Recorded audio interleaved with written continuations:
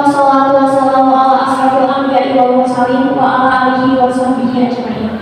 Amma ba'du. Kepada yang terhormat Bapak Ibu SMA 1 Tempuran, pertama marilah kita panjatkan puji dan syukur kepada Allah Subhanahu wa Ta'ala, karena atas berkat limpahan rahmatnya lah kita bisa berkumpul di sini hari ini dalam acara diseminasi budaya positif. Tidak lupa saya ucapkan terima kasih kepada Bapak Ibu yang telah meluangkan waktunya untuk kita bisa duduk bersama dalam diskusi ini. Selanjutnya, izinkan saya membacakan susunan acara. Yang pertama, pembukaan. Yang kedua, menyanyikan lagu Indonesia Raya. Yang ketiga, kegiatan inti, yaitu pemaparan materi mengenai budaya positif. Yang keempat, penyampaian umpan balik dari peserta. Yang kelima, diskusi tanya jawab. Dan yang keenam, penutup. Langsung saja kita menginjak pada acara yang pertama, yaitu pembukaan. Mari kita buka acara ini dengan bersama-sama mengucapkan basmalah. Bismillahirrahmanirrahim. Kemudian acara yang kedua yaitu menyanyikan lagu Indonesia Raya. Hadirin dimohon berdiri.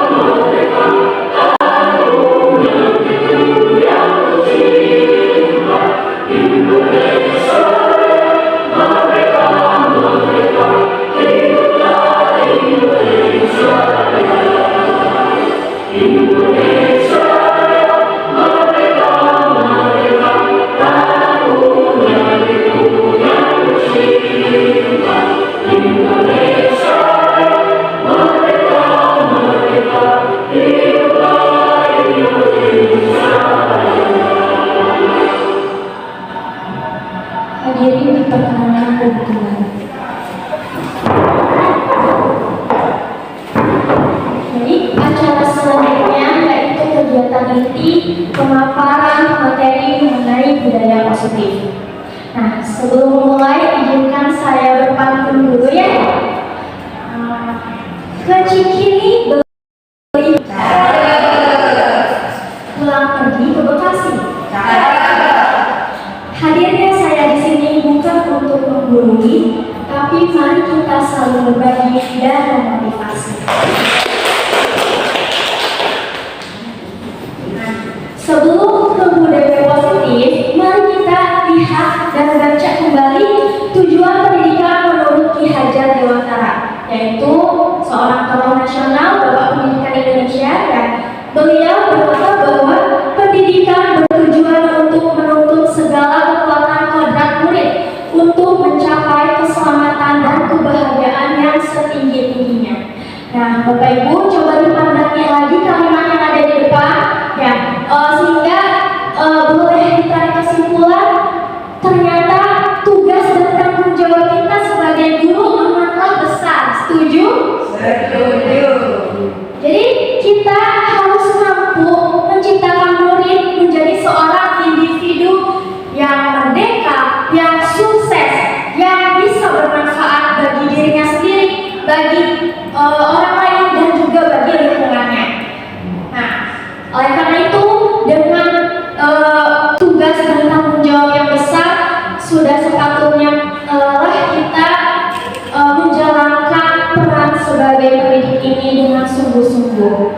Nah, kemudian apa kaitannya dengan budaya positif?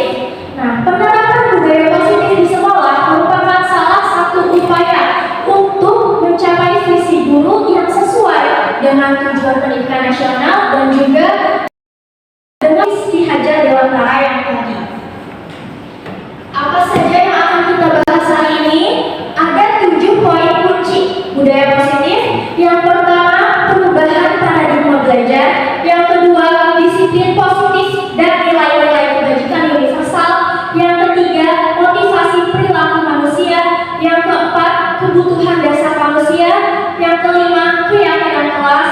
Yang keenam, 5 posisi kontrol guru. Dan yang ketujuh, segitiga restitusi. Kita akan bahas ini satu persatu hari ini selama 1 jam ke depan. Sudah siap, Bapak Ibu? Siap. Yang pertama, perubahan paradigma belajar. Langkah awal untuk dapat terciptanya budaya positif di sekolah adalah kita harus merubah paradigma kita dulu terhadap yang dinamakan belajar dan proses pembelajarannya. Paradigma belajar yang lalu menyebutkan bahwa murid itu seperti kertas kosong yang siap diisi oleh coretan-coretan oleh seorang guru ya. Nah, kita harus ubah pandangan tersebut bahwa ternyata sebenarnya murid itu sudah memiliki coretan pengetahuan sebelumnya ketika belajar dengan kita ya. Bahkan murid membawa pengalamannya dan membawa kebutuhan mereka pada situasi-situasi belajar gitu. Jadi jangan kita anggap murid itu sebagai kertas kosong yang siap dicoret oleh tulisan apapun oleh kita gitu ya. Nah, misal seperti halnya kalau misalnya kita menganggap murid itu sudah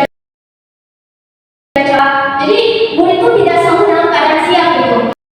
Misalnya murid sudah ada coretan, kemudian kita tulis lagi sesuatu itu bisa jadi malah abstrak ya, malah lebih rumit, lebih ruwet, malah tidak terbaca seperti itu. Nah, jadi tugas kita sebagai seorang guru adalah untuk menebalkan coretan-coretan positif yang sudah ada pada diri murid dan menipiskan coretan-coretan yang negatif sehingga walaupun ada tapi samar gitu. Nah, kemudian yang kedua, paradigma belajar lama berpendapat atau berpandangan bahwa murid itu adalah individu yang pasif yang hanya menerima pengetahuan dari seorang guru ya. Mungkin ini metode pembelajaran yang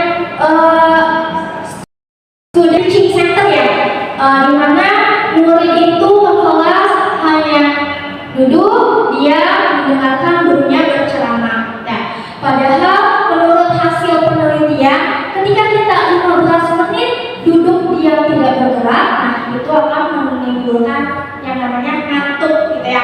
Nah, sehingga hasil belajarnya nanti tidak optimal. Nah, berarti kita harus ubah pandangan kita harus bisa menciptakan murid yang aktif dalam memproses segala informasi dari lingkungan untuk memperoleh pemahamannya sendiri. Dengan cara apa? Saya yakin Bapak Ibu di sini sudah paham betul berbagai metode dan model pembelajaran. Misalnya ada model inquiry, problem based learning, project based learning, dan lain sebagainya. Selanjutnya, selain perubahan paradigma belajar, kita juga harus merubah pandangan kita melihat dunia. Yang tadinya kita berada di stimulus respon, kita harus mulai beranjak kepada teori kontrol. Nah, ada beberapa indikator yang bisa kita jadikan sebagai kita lihat perbedaannya supaya bisa lebih paham itu. Misalnya untuk teori stimulus respon, berarti kita itu berpandangan bahwa kebutuhan manusia masing-masing individu adalah sama. Padahal yang realitanya kan kebutuhan masing-masing individu itu berbeda. Kemudian yang kedua, stimulus respon melihat bahwa semua orang itu ya sama kayak tadi ya. Kemudian yang ketiga, kita mencoba mengubah orang agar berpandangan sama dengan kita. Jadi ketika ada sesuatu orang melakukan tindakan yang berbeda yang menurut kita itu salah gitu ya. Nah, namun pada teori kontrol yang harus kita ubah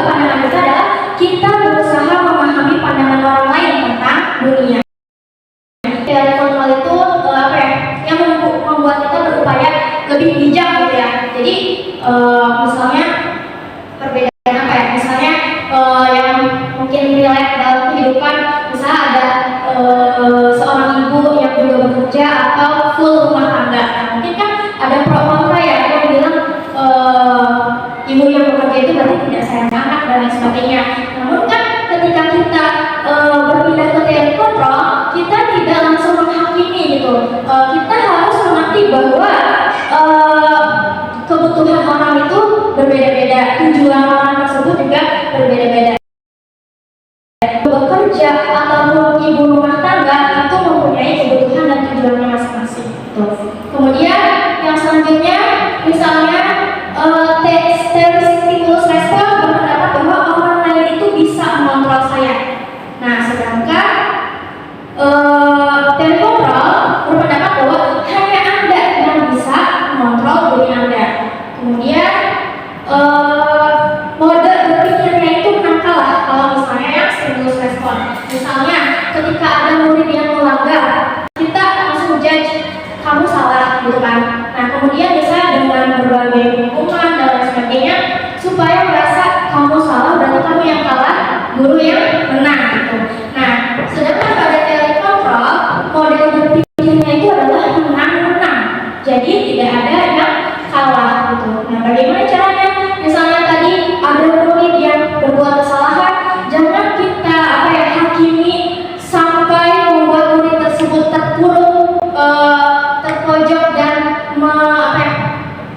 menjadi identitasnya itu saya seseorang yang gagal gitu. Tapi tugas kita adalah membangkitkan murid tersebut supaya bangkit kembali, bisa diterima lagi di lingkungan komunitasnya sehingga murid bisa belajar dari kesalahannya dan menjadi pribadi yang lebih baik lagi.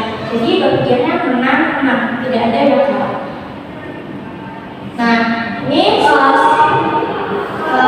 silakan disimak dulu videonya.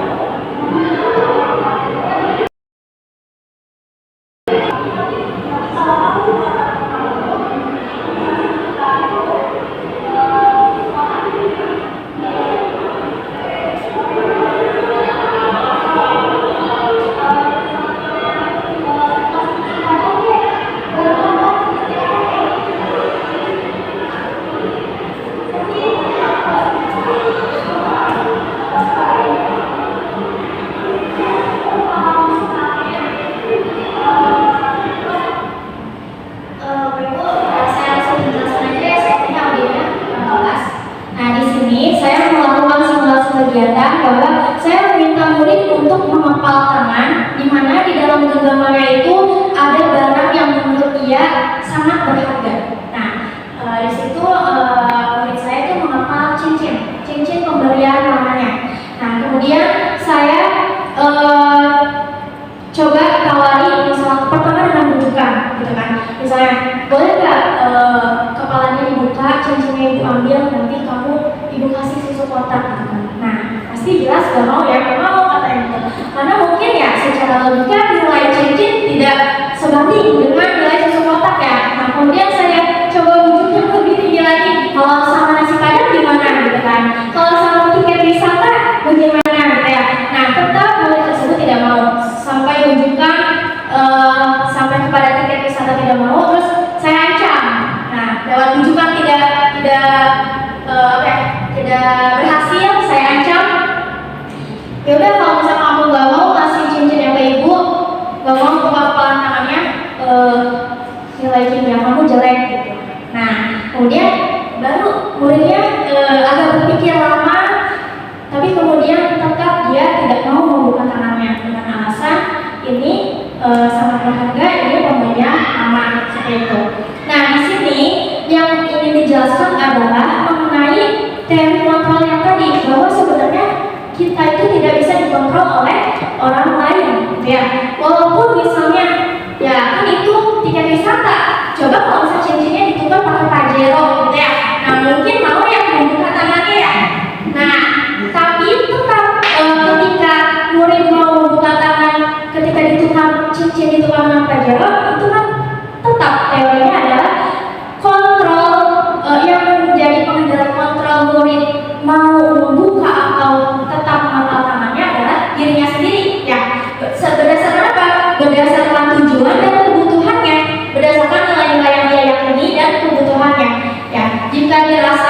kebutuhannya Pajero tersebut bisa, ya ini kan bisa nih dengan mobil Pajero bisa beli 10 cincin gitu ya. Nah, kan itu dia punya kebutuhan, udah boleh deh. Nah, dengan dia memberikannya pun tetap berarti kontrolnya adalah pada diri sendiri. Nah, jadi di sini yang harus kita lakukan apa sebagai pendidik? Yang harus kita lakukan adalah menanamkan nilai-nilai positif kepada diri murid, sehingga ketika nilai-nilai tersebut menjadi kebutuhan bagi dirinya, maka ketika ada pengaruh negatif sekuat apapun dari luar, maka dia tidak akan terpengaruh, karena dia yakin nilai yang dia yakini dan kebutuhan yang dia butuhkan itu tidak sebanding dengan tawaran-tawaran pengaruh negatif dari luar, seperti itu.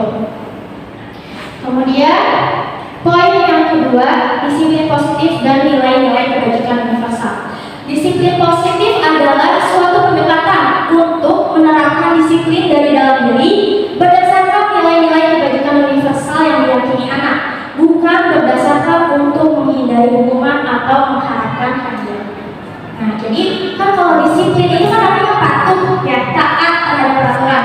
Nah, kalau disiplin positif ini spesifik kepada kenapa alasan murid itu bisa patuh, karena dia yakin terhadap nilai-nilai, bukan patuhnya itu karena menghindari hukuman atau patuh karena ingin mendapat pujian, penghargaan dan lain sebagainya. Itulah yang dinamakan disiplin positif. Nah, kemudian apa itu nilai-nilai kebajikan universal? Yaitu sifat-sifat positif manusia yang merupakan tujuan mulia yang ingin dicapai setiap individu. Nah, jadi nilai-nilai ini merupakan kesepakatan bersama, terlepas dari suku, agama, budaya dan lain sebagainya. Jadi misalnya tidak bisa tuh misalnya kita saling tolong-menolong tapi ke yang sesama muslim aja gitu. Nanti ada itu mah beda agama gitu kan. Berarti itu namanya belum menerapkan nilai-nilai kebajikan universal. Nah, lanjut implementasi yang telah saya laksanakan, yaitu menanamkan nilai-nilai kebajikan universal kepada murid. Dalam hal ini saya mencoba menyelipkan di sela-sela pembelajaran 2 jam itu kan 90 menit ya Bapak Ibu. Mungkin 10 menitnya saya berupaya untuk menanamkan pendidikan karakter, menanamkan nilai-nilai dan lain sebagainya.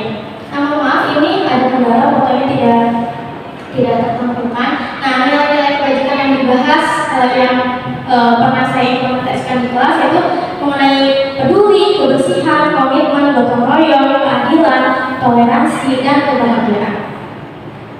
Nah, sehingga tadi ketika siswa memahami nilai-nilai, maka harapannya akan muncul motivasi dalam diri untuk bisa menjadi pribadi yang lebih baik.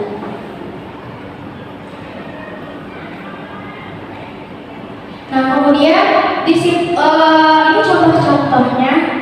Bentar. Harusnya ini kan ada foto.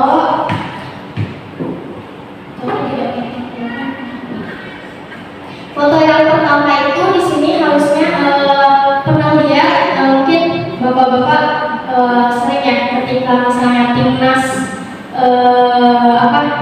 menang, kemudian ada selebrasinya kan ya biasanya di akhir. Nah, itu kan banyak juga dipotret di media bahwa bersatu dalam perbedaan. Ketika timnas menang itu terus ada yang pose budaya, ada yang ini, kemudian ada yang sujud, ada yang itu ya. Nah, itu berarti salah satu penerapan nilai kebajikan. Nah, kita bisa menayangkan foto-foto tersebut kepada anak atau bisa juga ya lewat bercerita saja gitu. Kemarin ketika loka karya 0 saya mendapatkan inspirasi dari seorang guru SD ketika ditanya apa upaya beliau untuk menumbuhkan karakter anak.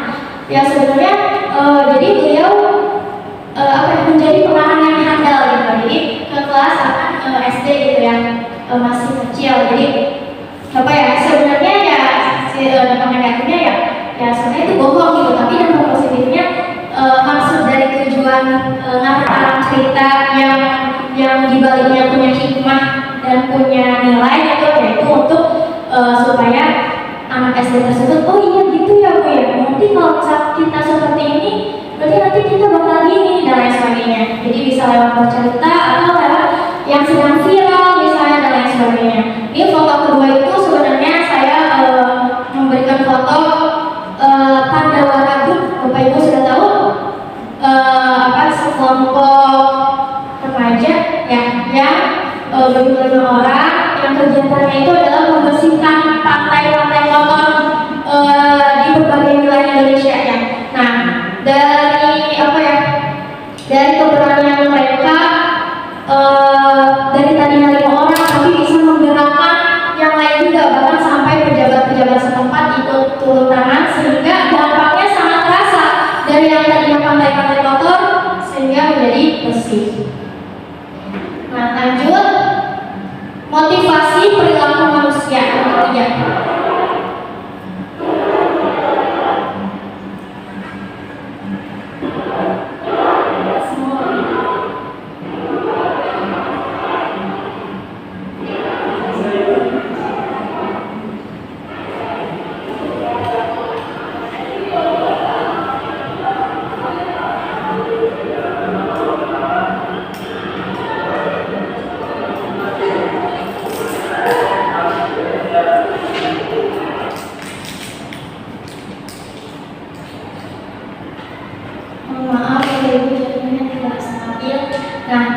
Yang pertama, tadi kan dikatakan yang bahwa menurut dari kontrol itu dalam melakukan tindakan itu manusia mempunyai tujuan, mempunyai kebutuhan. Nah, di sini saya melakukan wawancara terhadap 3 orang siswa.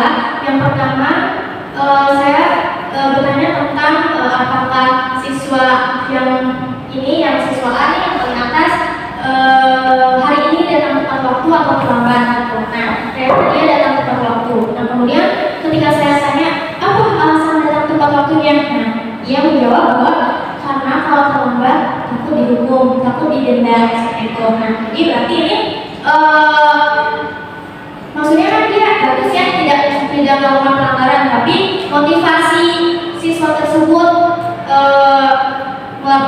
tidak melakukan pelanggaran masih dari motivasi eksternal, yaitu untuk menghindari hukuman. Kemudian yang kedua, saya mewawancarai siswa yang aktif di kelas saat pembelajaran, baik ketika misalnya saya bersoal di depan, yang maju, kemudian saat diskusi tanya jawab juga ia berpendapat, menjawab dan sebagainya. Ketika saya tanya apa alasan siswa tersebut gitu, nah ternyata hanya untuk mendapat nilai yang bagus gitu. Dan kan ini juga bisa dibilang motivasi eksternal ya. Nah, karena mungkin kalau misalnya sama gurunya tidak diiming-iming, ayo yang depan nanti dapat nilai tambahan.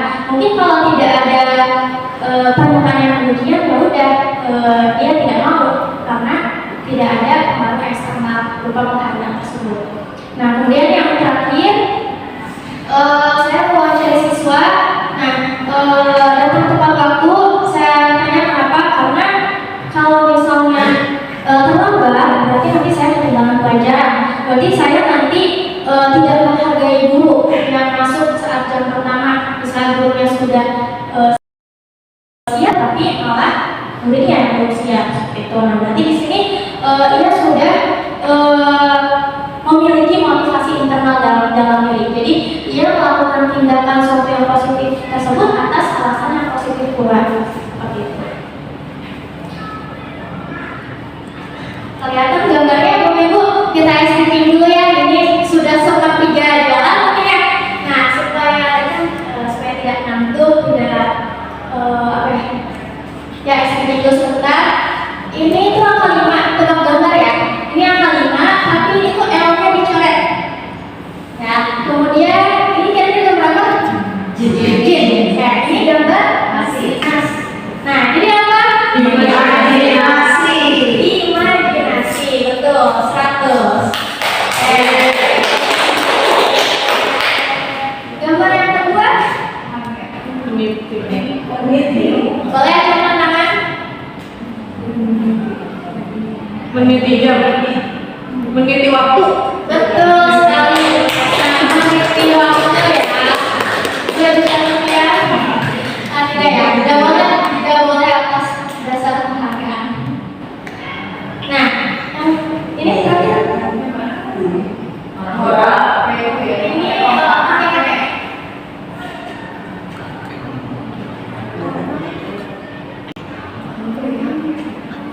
Tiang air. Hampir benar. Dua air. Kita semua semangat. Semangat kan Bapak Ibu? Lanjut poin keempat yaitu kebutuhan dasar manusia. Tadi disebutkan bahwa seseorang melakukan tindakan itu karena untuk memenuhi kebutuhannya. Ya, kebutuhan dasar manusia ini secara garis besar dibagi menjadi 5. Yang pertama itu bertahan hidup. Yang kedua penguasaan. Yang ketiga kesenangan. Yang keempat kebebasan. Yang kelima kasih sayang dan rasa diterima. Nah, begitupun murid kita kan manusia ya Bapak Ibu ya. Nah, berarti murid kita juga membutuhkan 5 kebutuhan dasar ini. Nah, oleh karena itu kita di sini belajar mengenai ini supaya ketika kebutuhan dasar murid bisa kita penuhi gitu, maka harapannya murid akan bisa belajar dengan nyaman sehingga hasil belajarnya pun optimal. Nah, misalnya yang telah saya amati di lingkungan sekolah ini, ketika hari Senin upacara, nah pasti ada beberapa murid yang pingsan ya. Nah, setelah diidentifikasi berdasarkan hasil survei gitu ya, sebagian besar itu pingsan karena belum sarapan. Nah, di sini bukti nyata ya bahwa makan itu adalah kebutuhan dasar ya. Jadi ketika kebutuhan dasarnya satu aja tidak terpenuhi, misalnya tadi untuk bertahan hidup ya. Nah, jadi pingsan dan lain sebagainya, berarti kan nanti untuk proses pembelajarannya jadi terganggu seperti itu. Terus yang selanjutnya untuk kebutuhan dasar lainnya saya meminta umpan balik. Sebenarnya ini umpan balik yang telah saya minta mungkin dari semester sebelumnya. Kemudian saya buka lagi catatan-catatan tersebut, namun karena kertasnya sudah lusuh dan lain sebagainya, jadi kemudian saya golongkan yang memiliki kemiripan dan kemudian saya simpulkan ya. Nah, umpan balik dari siswa ini yang pertama, saya senang belajar kimia ketika praktikum, ketika mempelajari lautan melalui animasi video, ketika belajar dengan bernyanyi lagu kimia. Nah, itu kan berarti bisa kita simpulkan, oh itu adalah kebutuhan dasar murid kategori kesenangan. Kemudian kebebasan. Saya senang ketika Budia memberi penugasan dan murid diberi kebebasan mau membuat tugas dalam bentuk laporan tertulis, poster atau video. Jadi saya bisa mengerjakan tugas sesuai dengan kemampuan dan kenyamanan saya. Nah, untuk yang ini memang tidak semua materi saya telah lakukan. Ini kan berarti salah satu contoh penerapan pembelajaran diferensiasi ya, bahwa kebutuhan murid itu gaya belajarnya beda-beda.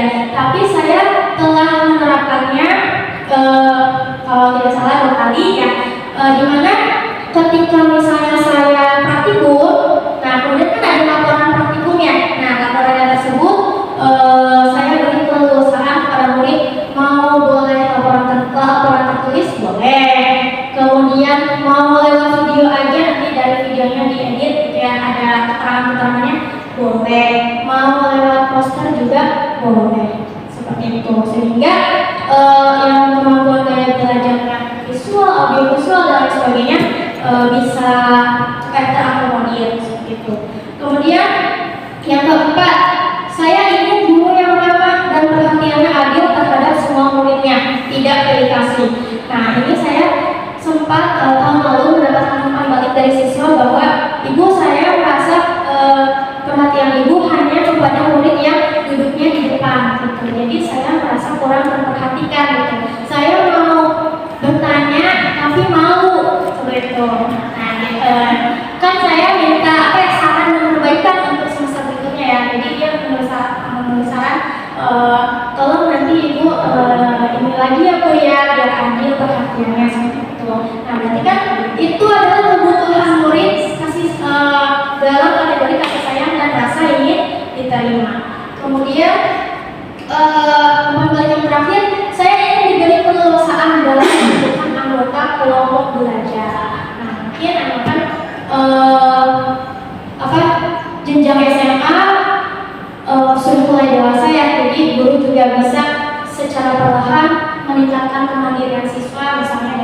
belajarnya dibikin secara maksudnya murid yang bikin itu semuanya oleh gurunya. Nah, kemudian yang selanjutnya adalah keyakinan kelas. Nah, keyakinan kelas ini apa? Mungkin kalau sebelum-sebelumnya yang kita tahu adalah istilah peraturan, tata tertib, ya. Nah, bedanya apa dengan keyakinan kelas? Keyakinan kelas berupa pernyataan-pernyataan universal yang dibuat dalam bentuk kalimat positif.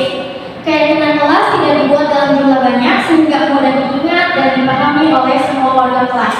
Keyakinan kelas merupakan sesuatu yang dapat diterapkan di lingkungan kelas tersebut. Nah, bedanya keyakinan kelas sama peraturan, biasanya peraturan itu dibuat satu arah, ya. Misalnya yang membuat itu sekolah atau yang membuat guru. Murid hanya terima jadi mendengarkan, misal ini ya di kelas ibu tidak boleh bercanda, tidak boleh tidur dan lain sebagainya. Murid tidak dilibatkan dalam proses pembuatan peraturan tersebut. Sedangkan keyakinan kelas adalah peraturan-peraturan yang dibuat dan disepakati secara bersama. Seperti itu, berdasarkan nilai-nilai kebajikan yang tadi telah disampaikan. Nah, kemudian walaupun tidak semua peraturan itu menggunakan kalimat negatif, ya, tapi kan untuk yang peraturan maksudnya tidak ada spesifik harus kalimat positif kan. Jadi misalnya dilarang membuang sampah sembarangan, jangan datang terlambat. Nah, kalimat dilarang, kalimat jangan itu kan kalimat kata negatif, ya, yang mungkin membuat mindset kita pun jadi negatif gitu. Maksudnya dengan kata dilarang dan jangan itu mungkin murid merasa terbebani gitu. Nah, di sini kita mencoba kenapa harus dibuat ke dalam kata positif, walaupun sebenarnya sama, ya, misal dilarang membuat sampah sembarangan, yang kita ambil kalimat menjadi apa contohnya Bapak Ibu? Buanglah sampah pada tempatnya. Nah, jadi buanglah sampah pada tempatnya gitu. Jadi mungkin merasa tidak dimaki-maki dan lain sebagainya gitu. Kemudian, nah ini yang telah saya terapkan di kelas, khususnya kelas saya 10 MIPA 1, membuat peraturan kelas. Nah, jadi pertama tahapannya adalah murid dipandu untuk membuat peraturan kelas terlebih dahulu. Nah, kan murid belum tahu ya istilah keyakinan kelas. Jadi boleh murid menyebutkan peraturan-peraturan yang mereka ketahui. Misal tadi ini apa ya? Dilarang kentut sembarangan. Kemudian dilarang bawa makanan ke kelas, dilarang bolos pelajaran, dilarang berisik. Nah, seperti itu. Nah, jadi semua poin-poin tadi adalah dari murid asalnya. Nah, kemudian murid dipandu untuk mengubah kalimat positif, kalimat negatifnya tersebut menjadi kalimat positif. Misalnya, Bapak Ibu bisa kita simulasikan kalau dilarang kentut sembarangan, jadi kalimat positifnya apa kira-kira?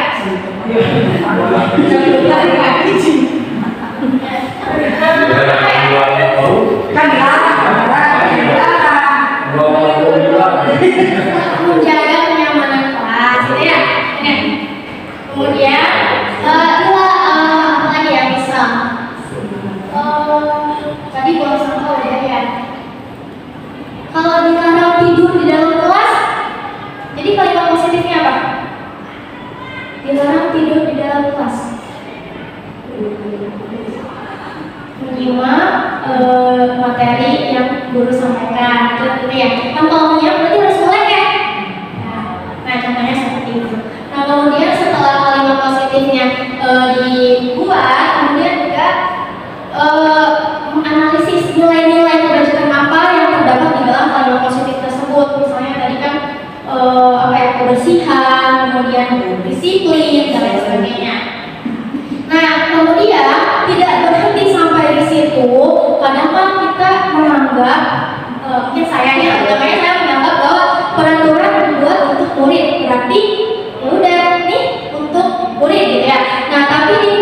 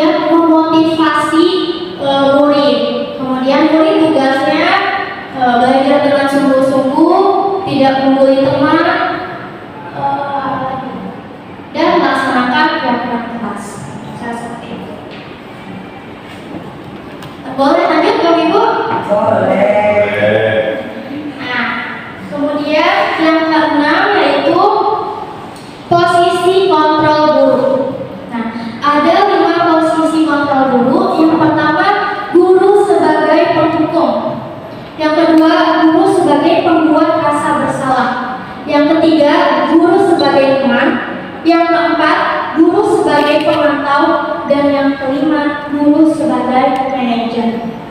Nah, apa itu perbedaannya? Nah, di sini dari kelima ini yang paling ideal adalah guru sebagai manajer. Nah, ini perbedaannya. Untuk guru sebagai penghubung dan pembuat rasa bersalah, nah itu berarti menciptakan murid yang memiliki identitas gagal. Tadi ketika murid melanggar, gurunya misal memaki-maki, menghukum baik itu fisik atau verbal ya. Nah, misalnya kalau kamu tidak melakukan, awas ya, rasakan. Nah itu. Kemudian hasilnya apa? Hasilnya apa? Membentuk murid yang memberontak, menyalahkan orang lain dan berbohong.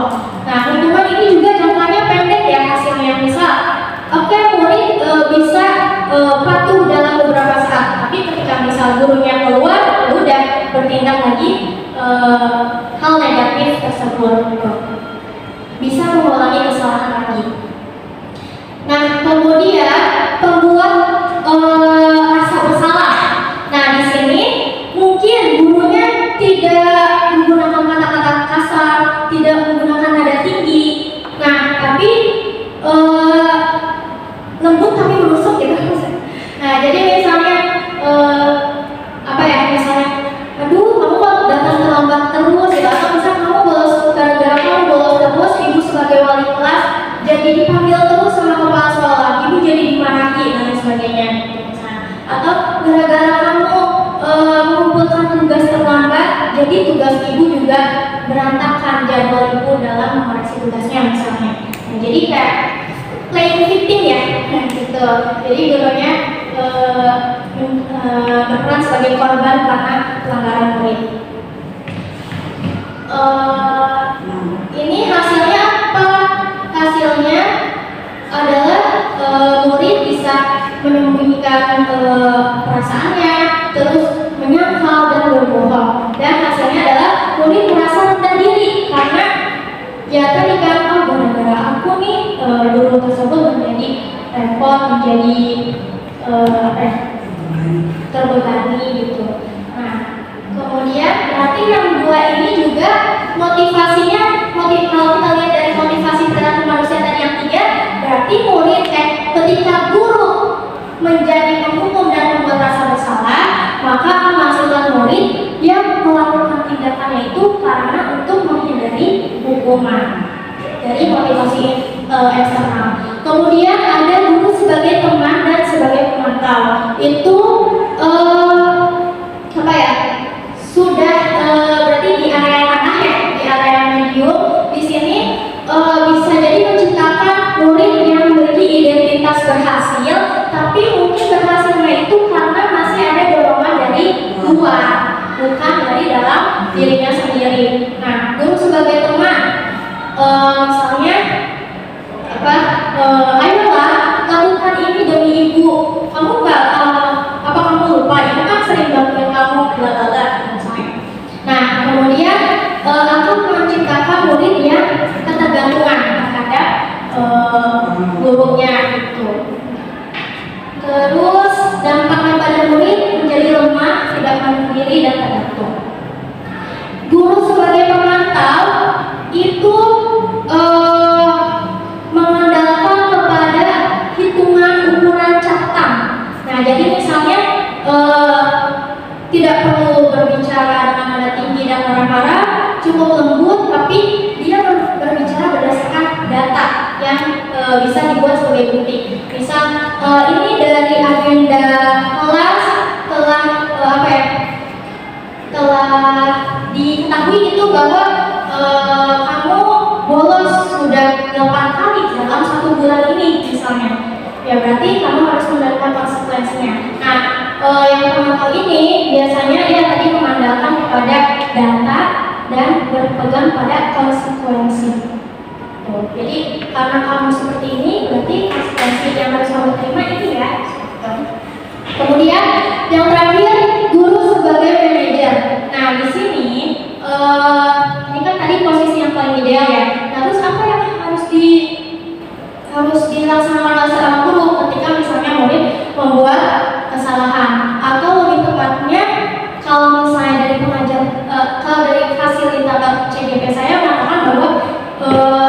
bedakan kesalahan dan pelanggaran.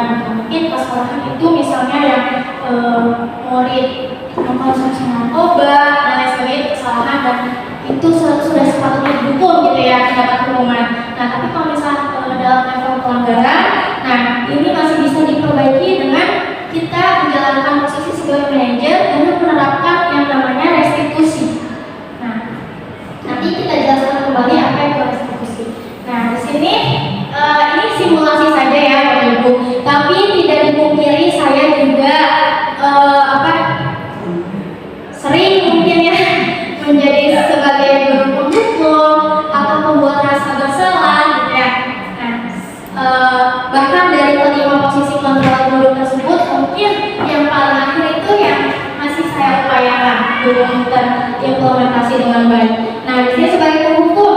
Nah, kalau untuk penghukum itu berarti sifatnya itu tidak terarah.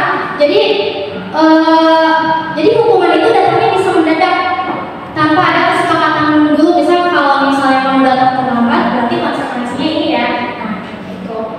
Kemudian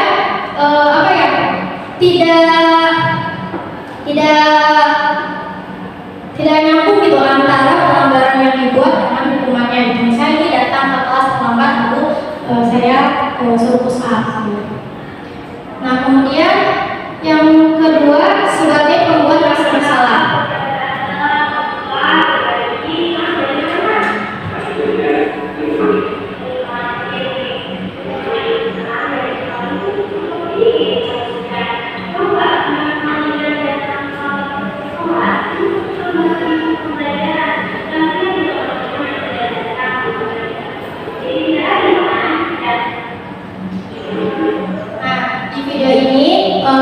Ada murid yang datang terlambat ya, kemudian yang saya katakan adalah nah kan gara-gara datang telat jadi mengganggu ibu sedang mengajar ya, kemudian juga kasihan tuh teman-temannya jadi tidak adil kan yang sudah berusaha datang tepat waktu gitu.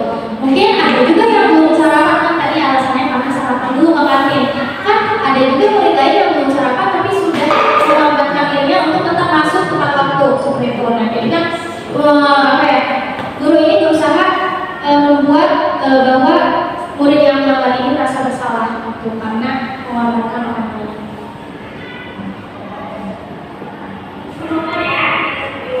Yang ketiga, posisi kontrol guru sebagai teman.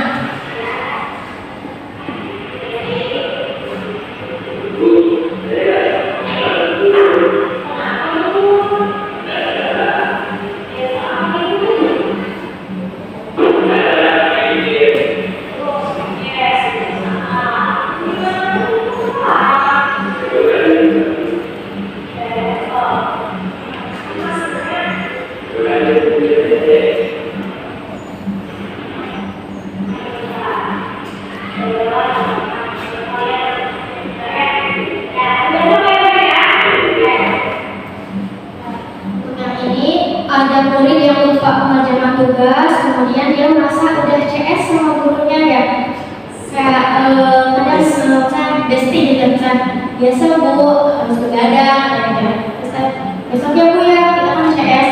Nah terus ya gurunya juga dengan chat udahlah buat kalian pasti yang enggak gitu kan. Nah mungkin di satu sisi sebagai teman ini kan diperlukan juga ya, tapi porsinya harus seimbang juga. Sehingga muridnya tidak kebablasan, tidak menggunakan kedekatan kepada gurunya itu untuk malah melakukan tindakan yang negatif. Yang selanjutnya, posisi kontrol guru sebagai pengatur.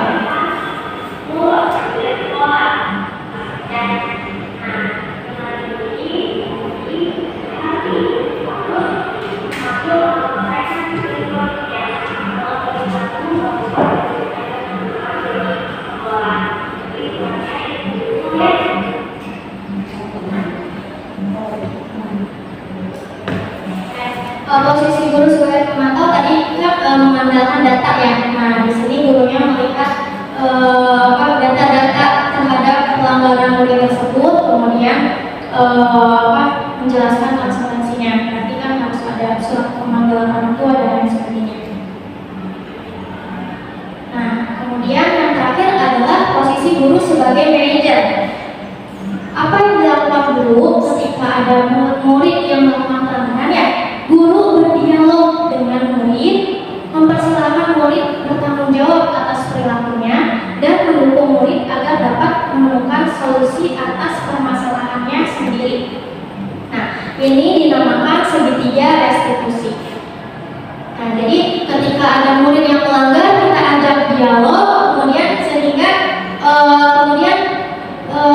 diminta murid sendiri, walaupun misalnya dengan bimbingan pertanyaan-pertanyaan ya, tapi di sini kita berupaya bahwa murid sendiri yang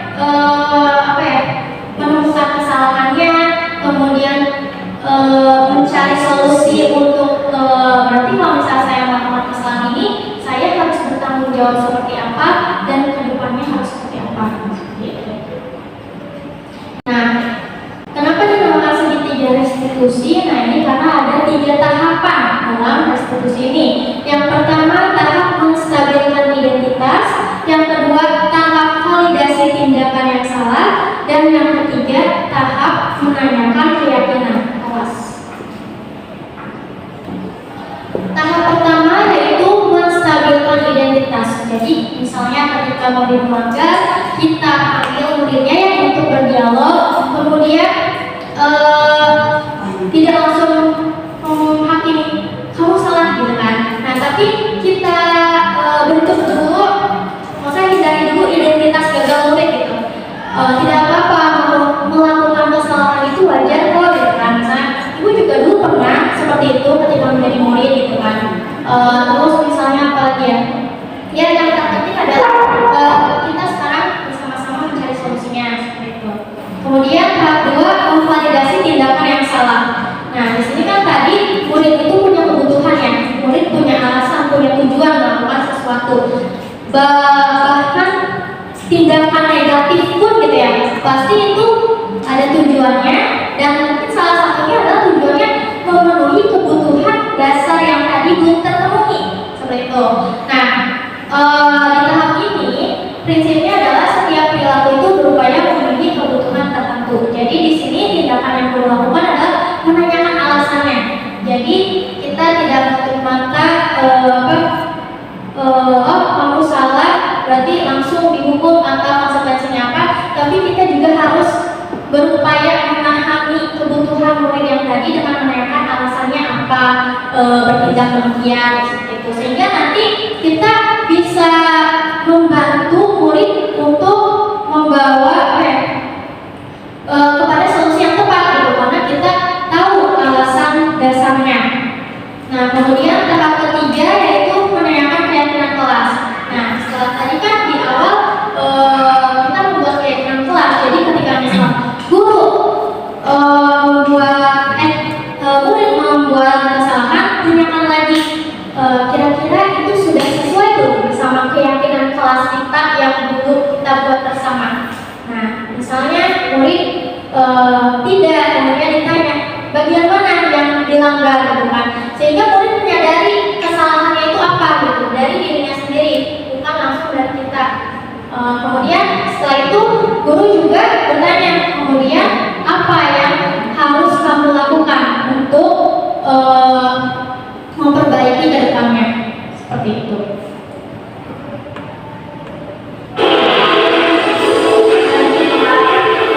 Ini contoh implementasi yang telah saya lakukan.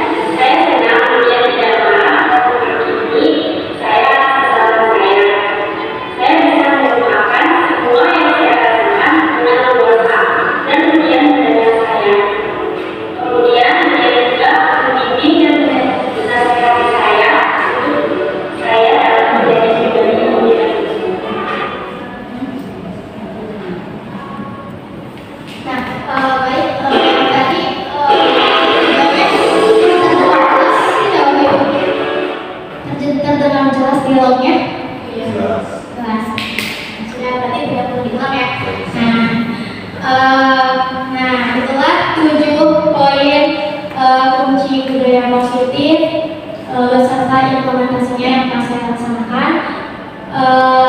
Namun tadi ada yang ketinggalan mengenai fakta menarik. Nah, kan mungkin bagi saya ini menarik ya, karena saya baru mengetahuinya bahwa tadi kan yang idealnya itu adalah murid melakukan tindakan positif atas dasar dirinya sendiri ya, dari motivasi internal, bukan untuk menghindari hukuman dan juga bukan untuk mendapatkan penghargaan.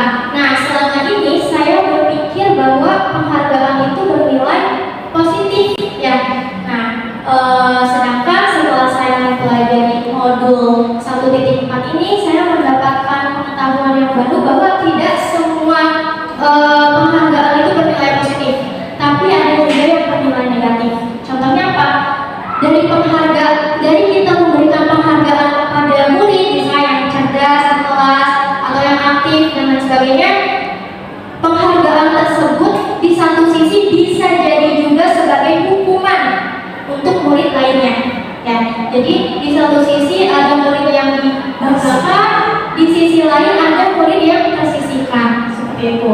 Kemudian ternyata penghargaan juga bisa menurunkan kualitas, mematikan kreativitas juga. Ya, jadi tidak semua penghargaan itu bernilai positif ternyata. Nah, baiklah, demikian pemaparan dari saya. Kita masuk kepada sesi selanjutnya, yaitu umpan balik dari peserta diseminasi. Nah, di sini saya meminta tanggapan positif dari Bapak Ibu terhadap apa yang telah saya paparkan tadi mengenai budaya positif. Mungkin dibatasi saja ya karena waktu, 2 orang saja yang memberikan umpan balik. Ada yang berkenan?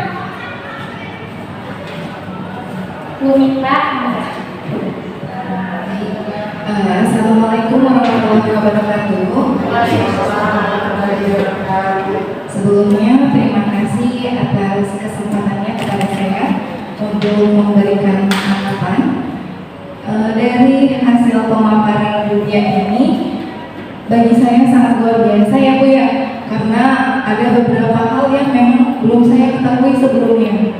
Yang pertama dilihat dari disiplin positif yang ditekankan oleh Ibu, bahwa pernyataan-pernyataan yang tadinya itu negatif yang perlu diubah ke positif, ternyata itu sangat penting dan berdampak bagi siswa, terutama ketika kita mungkin sebagai guru sering mengeluarkan kata-kata yang berkonotasi negatif ya. Itu akan berdampak dan tertanam dalam diri siswa dan mulai bagi siswa bahwa dia merasa bahwa saya telah gagal. Nah, di sini dari pemaparan dunia saya lebih mengetahui penghargaan yang bernilai negatif. Nah, dari sini saya akan lebih berhati-hati kembali untuk menghadapi para siswa, dan di mana juga saya harus menyesuaikan sesuai dengan kodrat dalam siswa tersebut. Mungkin seperti itu tanggapan sedikit dari saya. Terima kasih. Assalamualaikum warahmatullahi wabarakatuh. Tepuk tangan dulu. Terima kasih atas umpan baliknya. Mungkin satu lagi saya minta dari siapa?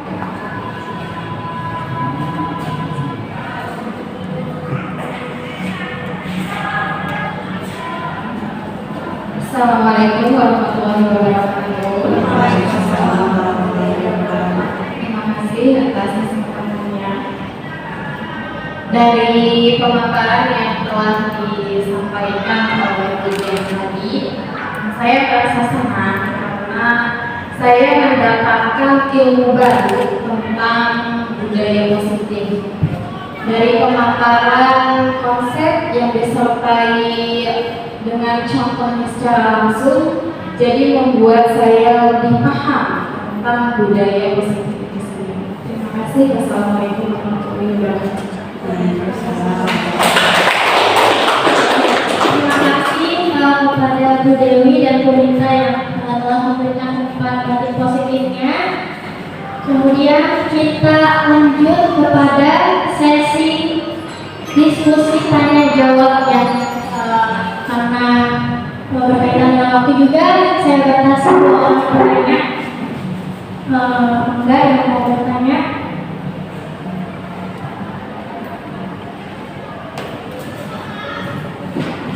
Terima kasih. Assalamualaikum warahmatullahi wabarakatuh. Dari pemaparan Budian tadi luar biasa sekali, banyak sekali ilmu yang kita dapatkan dan pemaparannya pun sudah sangat jelas sekali. Tadi Budian memaparkan bahwa guru itu bisa berperan sebagai penghukum, berperan sebagai pembuat rasa bersalah, kemudian juga guru bisa berperan sebagai teman, berperan sebagai pemantau, dan berperan sebagai manajer. Kemudian pada tadi kemudian dijelaskan bahwa guru itu salah satunya adalah berada pada posisi sebagai pemantau atau berperan sebagai pemantau.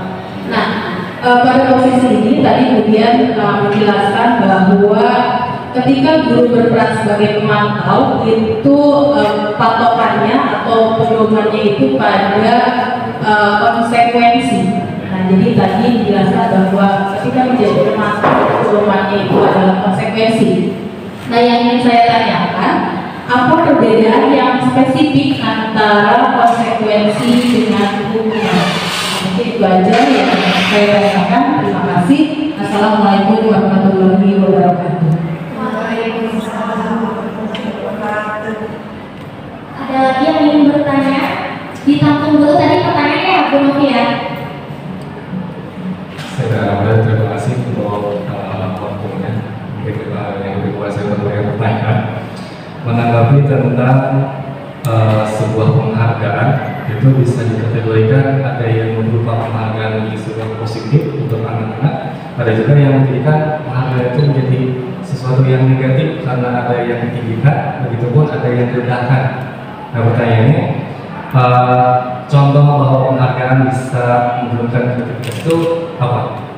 Sebetulnya. Terima kasih.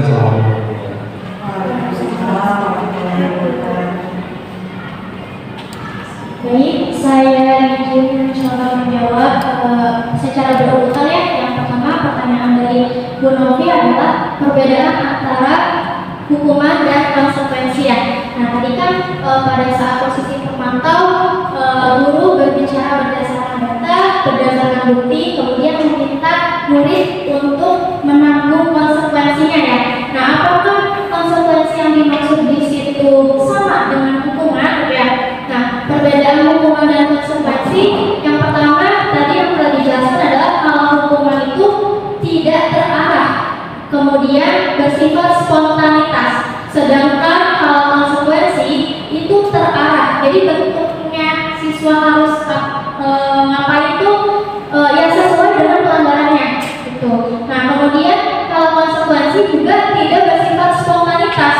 Kalau hukuman kan ketika siswa terlambat ke kelas, nah langsung gurunya mendadak ide apa aja gitu, ayo udah push up, ya udah stopnya lari keliling lapangan misalnya seperti itu ya, tanpa murid mengetahui sebelumnya ketika misalnya saya terlambat akan seperti itu. Kemudian itu juga kan tidak terarah di sini maksudnya tidak ada keterhubungan antara terlambat dan diminta lari berkeliling lapangan seperti itu. Sedangkan konsekuensi itu berdasarkan kesepakatan yang telah dibuat bersama dan lebih terarah. Terarah di sini maksudnya adalah misalnya ada siswa yang mencoret-coret meja menggunakan tiket atau pulpen, dan nanti konsekuensinya mereka harus mengecek ulang meja tersebut misalnya. Nah, itu kan apa ya? Itu bertanggung jawab atas kesalahannya gitu. Jadi nyambung gitu antara pelanggaran dan apa yang seharusnya diperbaikinya seperti itu. Kemudian tadi ya tidak spontanitas.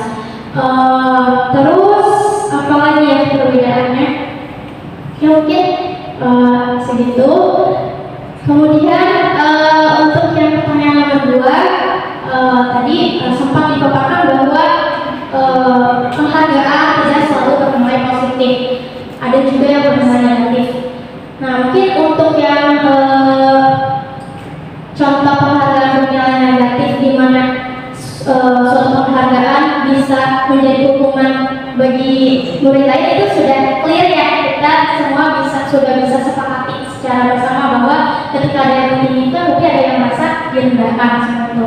Nah, untuk yang penghargaan bisa menurunkan kualitas dan mematikan kreativitas. Nah, mungkin di sini juga saya masih sedikit ambigu karena 50-50 menurut saya juga ya. Ketika misalnya ya guru misalnya bekerja terus misalnya ada tunjangannya, nah mungkin itu kan bisa juga menjadi semangat ya untuk lebih baik lagi kerjanya gitu. Nah, tapi ternyata tidak semuanya seperti itu, dan berdasarkan hasil riset yang sudah dilakukan ya, karena kebetulan di modul 1.4 juga saya diberikan contoh-contoh mengenai apa contoh penghargaan yang mematikan kreativitas seperti itu ya. Dan di modul tersebut juga berdasarkan riset gitu, berdasarkan riset ada sekelompok mahasiswa yang sedang magang di sebuah media atau surat kabar. Nah, kemudian awalnya kita magang sebulan ya udah tanpa ada embel-embel dibayar dan sebagainya, tapi setelah berjalan di tengah jalan kemudian ada mahasiswa yang dibayar atas pekerjaannya, ada juga mahasiswa yang tidak dibayar, dan hasilnya ternyata yang dibayar justru menurun kualitasnya gitu. Nah, kalau misalnya saya sambungkan ke nilai seni juga mungkin kan seni itu kan totalitas yang terbatas mungkin ya. Jadi ketika misalnya ada hadiah, ada embel-embel hadiah, bisa jadi fokusnya itu jadi terpecah gitu. Jadi fokusnya bukan untuk menghasilkan karya terbaik, tapi fokusnya uang dan lain sebagainya seperti itu. Jadi ada keterbatasan pemikiran gitu. Jadi mungkin kerjanya jadi terburu-buru karena ada penghargaan, kerjanya jadi tidak maksimal seperti itu. Nah, namun di sini yang saya pahami adalah mungkin persentasenya ya masih bisa lebih besar ketika mendapatkan penghargaan, maka kerja kita pun akan meningkat ya, tapi tidak menutup kemungkinan ada peluang bahwa penghargaan itu bisa mematikan kreativitas, sehingga mindset kita tuh harus berubah. Penghargaan tidak selamanya positif seperti itu. Baik, tadi sudah dua ya. Berarti sesi selanjutnya adalah penutup. Saya ucapkan terima kasih kepada peserta di sesi kali ini. Mari kita tutup acara ini dengan membaca hamdalah bersama-sama.